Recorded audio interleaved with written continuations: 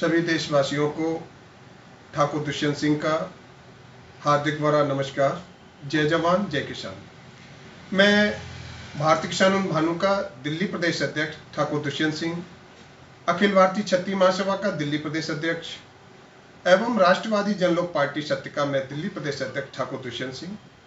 हम आज अपनी सभी देशवासियों को मैं बहुत बहुत धन्यवाद करना चाहूँगा कि हमारे पूरे देशवासियों ने, जो हमारे किसानों ने आग्रह किया था कि हम 8 तारीख को भारत बंद करेंगे, तो उसमें हमारे पूरे देशवासियों ने बहुत बड़ा सहयोग किया है। तो इसके लिए आप सभी धन्यवाद के पात्र हैं। और आज हमें मालूम हो गया है जिस तरीके से कि आप हमारे किसानों के समर्थन में पूरा देश आज हमारे साथ खड़ा हुआ है। हमारी मांगे क्या है? हमारी चंद मांगे हैं।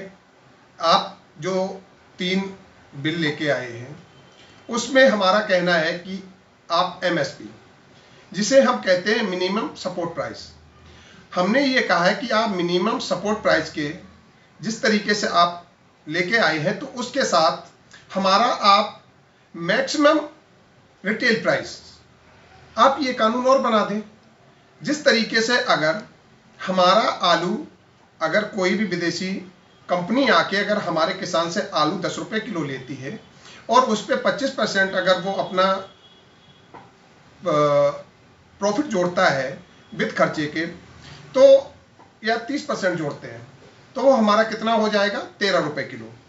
तो इससे क्या होगा कि हमारे देश के अंदर जो हमारे बड़े उद्योगपति हैं उसको स्टॉक नहीं कर पाएंगे, और उससे हमारे पूरे देश की जितनी हमारी 135 करोड़ जनता है उस पर महंगाई का बोझ नहीं पड़ेगा, क्योंकि मैक्सिमम जो हमारा रिटेल प्राइस होगा उससे ज़्यादा वो बेच ही नहीं पाएंगे, तो उन्हें स्टॉक करने की जरूरत नहीं पड़ेगी। तो इससे हमारे पूरे देश की हर जनता को लाभ होगा। एक हमारा है कि आप हमारा एक किसान आयोग का, मजबूत किसान आयोग का गठन करें, और उसके साथ साथ हर प्रदेश के अंदर एक मजबूत आयोग का किसान का गठन करें। हमारी 2 मांगे हैं।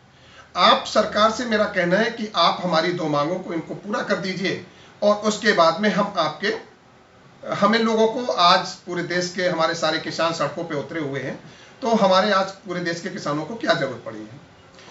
आप जिस तरीके से सरकार में आए थे कि हम, आपसे प्रश्न है, आपने कहा था कि हम अपने युवाओं को, बेरोजगार युवाओं को हम रोजगार दिलाएंगे। क्या आपने रोजगार दिला पाया? आपने नहीं दिला पाया। आपने नोटबंदी की कि हम काला धन वापस लाएंगे। क्या आप काला धन वापस ला पाए? आप नहीं ला पाए। आपने कहा था कि हम विदेशों से काला धन वापस लाएंगे, जो कि हमारे हर एक व्यक्ति के, जो देश का व्यक्ति है उसके 15 लाख उसके हिस्से में आता है। इतना काला धन देश से बाहर है। आपने इतना सारा हमारे किसानों को सबको रोड पे लाके खड़ा कर दिया। आपने कभी दिमाग लगाया कि विदेशों से काला धन वापस लाएं? लेकिन आप नहीं लेके आ पाए। आज आपके सामने सबसे बड़ी हमारे देश के अंदर जो हमारी किसी दिन भारतीय जनता पार्टी हुआ करती थी, डीजल और पेट्रोल की सबसे बड़ी हमारी जो समस्या है, आज डीजल और पेट्रोल आपको मालूम है किस जगह कितनी महंगाई कितनी है? आज दिन तक आपने कभी सस्ता कर पाया? नहीं कर पाया।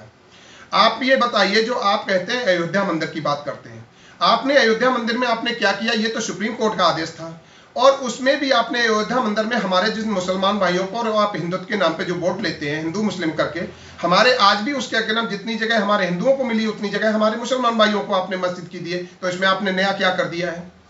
आप क्या कहते हैं कि धारा 370 आपने देश की हटा दी। आपने धारा 370 हटा के आपने क्या कर दिया? जो हमारे वहां से जो कश्मीरी पंडित थे, क्या आपने उन्हें जाके विस्थापित कर पाया? आपने नहीं कर पाया। आप बताइए, आप कहते हैं कि आप स्वास्थ्य के लिए बहुत अच्छा काम कर रहे हैं। क्या आपको स्वास्थ्य के लिए अच्छा काम कर रहे हैं? आप आज दिन तक अभी कोरोना की वैक्सीन पैदा नहीं कर पाए। आपने कर पाई? आपने नहीं कर पाई। आप कहते हैं कि हम महिलाओं की सुरक्षा के लिए, आप महिलाओं की सुरक्षा के लिए आप देख रहे हो निकिता जैसी हमारी बेटी को उसके सरेआम गोली मार दी जाती है। हमारे उसके आज कई बलात्कार होते हैं। आपने कुछ कर पाया? आपने कुछ नहीं कर पाया। हमारा आपसे कहना है कि आप जिन मुद्दों को लेके आए थे, आप उन मुद्दों पे काम करिए, और एक हमारे मजबूत किसान आयोग का गठन करिए। कुछ भाइयों का, हमारों का कहना है कि हमारे, देखिए, ये किसान जो हमारे बीजेपी के माइंडेड जो लोग हैं, कुछ हमारे ऐसे जिन लोगों को अभी समझ में नहीं आ रहा है, वो लोग कहते हैं देखिए किसान तो खेत में काम कर रहा है। अजी भैया, एक बात बताइए, पूरे देश का जो हमारा जवान है, क्या पूरा सीमा पे पूरा देश लड़ने जाता है क्या? हमारे कुछ जवान ही देश की सुरक्षा करते हैं ना, तो ऐसे ही हमारे जो ये किसान जो आज सड़कों पे उतरे हुए हैं, जो आंदोलन कर रहे हैं, तो वो सारे के सारे वो हमारे उन किसानों की, पूरे देश के किसानों की वो लड़ाई लड़ रहे हैं। ऐसा तो है नहीं तुम क्या चाहते हो? तुम्हारी ऐसी मानसिकता है कि हमारे पूरे देश का किसान बर्बाद आ जाए, पूरे देश का किसान सड़कों पे आ जाए और वो सारे हम खाने पीने के लिए मोहताज हो जाएं। ऐसा चाहते हो क्या कि हम सब लोग रोडों पे आ जाए, तब आपको मालूम पड़ेगा कि किसान आंदोलन, पूरे देश का किसान आंदोलन कर रहा है? ऐसा नहीं होता है। ऐसा होता है कि जितने भी लोग हम हैं, जो हमारे संगठन बने हुए हैं, जो हमारे किसान हैं, वो उनका नेतृत्व कर रहे हैं और नेतृत्व करते हुए वो हमारे पूरे देश के किसानों की लड़ाई लड़ रहे हैं। मेरा सभी से आग्रह है कि आप किसी भी सरकार का सपोर्ट करिए, कुछ भी करिए, लेकिन जो आज आप लोगों को मालूम नहीं हो रहा है, दिखाई नहीं दे रहा है, आप लोगों को मालूम हो रहा है, पूरे देश को प्राइवेट हाथों में करा जा रहा है। आप उद्योगपतियों को जो आप देना चाहते हैं हाथ में, क्या आप चाहते हैं कि आप अपनी सरकार की जिम्मेदारी से भागना चाहते हैं ना? पूरा जो हमारे देश का प्राइवेट सेक्टर जब आप कर देंगे, पूरा सारे देश के जब आप पूरे उद्योगपतियों के हाथ में दे देंगे, फिर तो सारा प्राइवेट हो जाएगा। तो फिर हमारे देश की सरकार को क्या जरूरत है?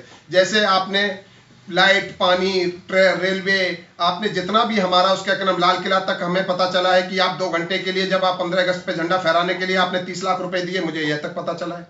सुनने, आप हर चीज को जब प्राइवेट कर देंगे तो सरकार का फायदा क्या है? सरकार अपनी जिम्मेदारी से भाग रही है और सारे अपने जिम्मेदारी हमारे उद्योगपतियों के हाथ में देना चाह रही है। और जब उद्योगपतियों के हाथ में जब ये सरकार की पूरी देश की जिम्मेदारी पहुंच जाएगी तो सरकार फिर क्या करेगी?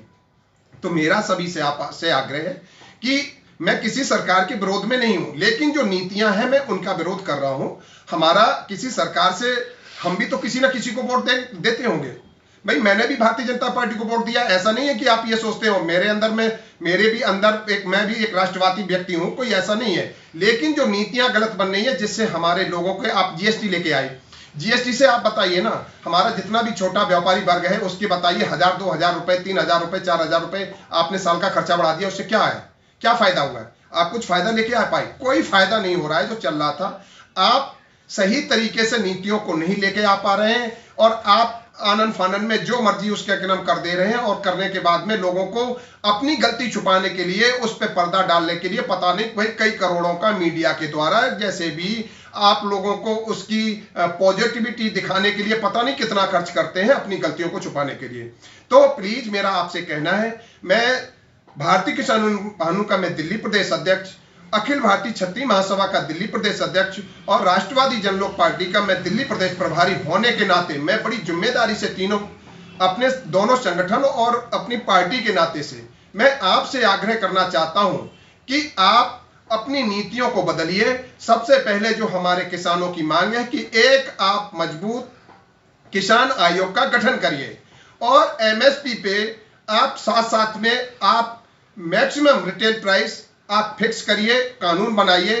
आपकी जो कानूनें आप बना रहे हैं उससे हमारे देश के लोगों के लिए बहुत आगे चल के वो घातक होंगी। हमारे अभी देश के भोले भाले लोग हैं, आपने जिस तरीके से उनको बहला रखा है अभी उनके समझ में नहीं आ रहा है। कल को वो हमारे लोग रोएंगे। आप कुछ दिखाते हैं, कुछ करते हैं और हम अपने सभी देश के सभी भाइयों से कहेंगे कि आप अब शिक्षित हो चुके हैं, पढ़े लिखे हैं, आप बड़े दिमाग से और बड़े ध्यान से काम करिए। सरकार जिस नाम पे, हिंदुत्व के नाम पे, जात के नाम पे, भाषा के नाम पे जो सरकारें आपसे वोट लेती हैं और सत्ता में आती हैं, वो सिर्फ अपना फायदा देखती हैं, आपके देश का और आपका फायदा नहीं देखती हैं। और आप बताइए, जो भी आज दिन तक आपके लिए कानून बना है उसमें किसी भी हमारे व्यक्ति के लिए कोई फायदा हुआ हो तो आप बताइए। बहुत से लोग कहते हैं कि हमारे किसानों के लिए आप उसका क्या नाम कि साहब हमारे मोदी जी ने वो 2-2 हजार रुपए की किस्त। अरे भैया एक बात बताइए, 6,000 रुपए में लोगों के बूथ पे पॉलिश भी नहीं होती है नेताओं के। आप 6,000 रुपए दे दिए, आप बड़े खुश हो रहे हैं। हमें क्या आपकी किसी सरकार की खैरात की जरूरत है? क्या भीख मांगने की जरूरत है? भाई मैं क्यों भीख मांगू? आपने क्यों मुझे भीख मांगने लायक बना दिया? आप मेरे फसलों के दाम अच्छे दें, हमारे फसलों का प्रॉफिट अच्छा दें, तो हमें क्या जरूरत पड़ी है किसी के सामने हाथ फैलाने की? तो मेरा आप सभी से आग्रह है, आप अपने हक के लिए लड़िए और आप इन चीजों को समझिए। जो सरकार आपके लिए नीतियां बना रही है वो आपके फायदे के लिए नहीं है।